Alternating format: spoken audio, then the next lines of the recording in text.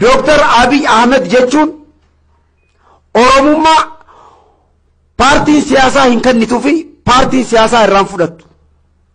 Dr. Abiy Ahmed Oromummaa dhalootaan qaba. Hojiidhaan garsiisutti jira. Inni bar hadamsamaa ture. Bar Mallas Zeenaawiidhaa isa bar dhaabbataan awwaalee ajjeesee ka biyya kana akkatti hoogganu kana bar akka as ba'ee gaggeessaan taane godhe. Ni beekaa amne isaa kara deemuu danda'u bakka ga'u hunda irratti bobba'anii xiinxalanii eegaa turanii. Abiy bar Itoophiyaa ni ibse ni yaamsise Oromoo mataa ol qabe waan belleesseen qabu. Bararraan tana Oromoo biyya alarraa biyya keessa akka hin seenne ugurame ol naqe. Warra du'atti gartee itti murteessanii irraa kaasise. Maqaa godina keenyaatiin dhaamsa isaa ni qeeballaa gaggeessa isaatii fi hanga rabbiin taayitaa isaa kannee inni biyya kana bulchu lukkurraa hanga lubbuun kanninaaf. Hawaasni keenyallee kana ni mirkaneessina hojiidhaan. Kana oguu jennu arraan tana nuti immoo siyaasaan Itoophiyaa keessatti Oromoo irratti gaggeeffamaa turte sun gadigalummaadhaa sun nurraa dhaabbattee jirti. Akka feenetti dubbanna akka feenetti sossoonee galla. Nuti siyaasaan Itoophiyaa keessatti Oromoo irratti hojjetamte ta'amad 150 boca sun nurraa cabtee jirti. Nuti siyaasaan Oromoodhaan goolabamtee jirti. Oromoon bakka isaan malu bakka gartee taayitaa isin malu Dr. Abiy harka seentee jirti. Gammannee jirra. Gaafii ummata Oromooti. Ummanni Oromoo biyya gaggeessu Itoophiyaa qofa gaggeessutu hin jiru Abiy. Afrikaa kana gaggeessu jira. Addunyaa tolkee harka dheeef.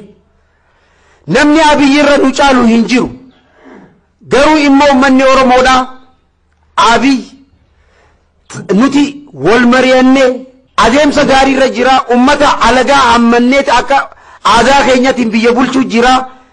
Rakkinni yoo jiraate mootummaa dhaynee akkana jennee suutatti rifeensa tokko kophaadha haaddatan kaan nama biratti haaddatan ilma ifii immoo masaraa mootummaa seennee wanni kun akkana jechuu osoo dandeenyu diinaa wajjin warra kalee qeensa muru wajjin dhagaa irratti haruun tasgabbii isa dhoorkuun safuudha.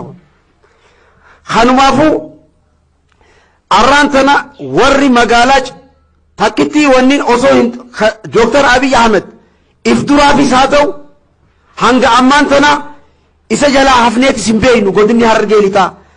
Wanni as keessatti argu kuni ummata Oromoo ka bakka bu'u miti.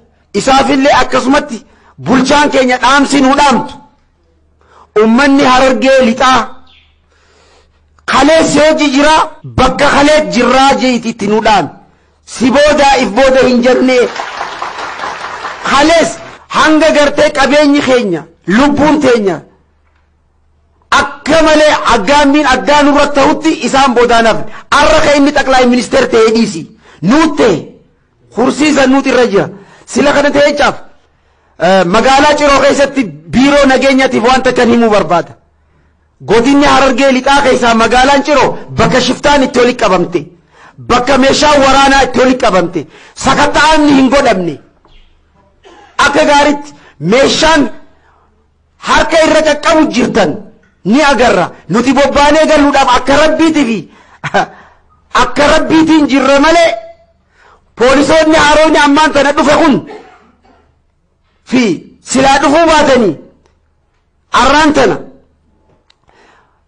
diggisii magaalaa Ciroo keessatti deeggaraa keessan irratti gaggeessa irratti nu diggisamte akka rabbiitiin jirra malee akka qophiitiin nuti hin jirru jechuu ni dandeenya. Sila ammallee immoo ilaalchi godhamee fi sakatta'amni magaalaa Ciroo keessa godhamee warri qabeenya namaa balleesse olaantummaa seeraatiin qabamee seera bakka dhalaa'u kabajaan gaafannaa galatooma.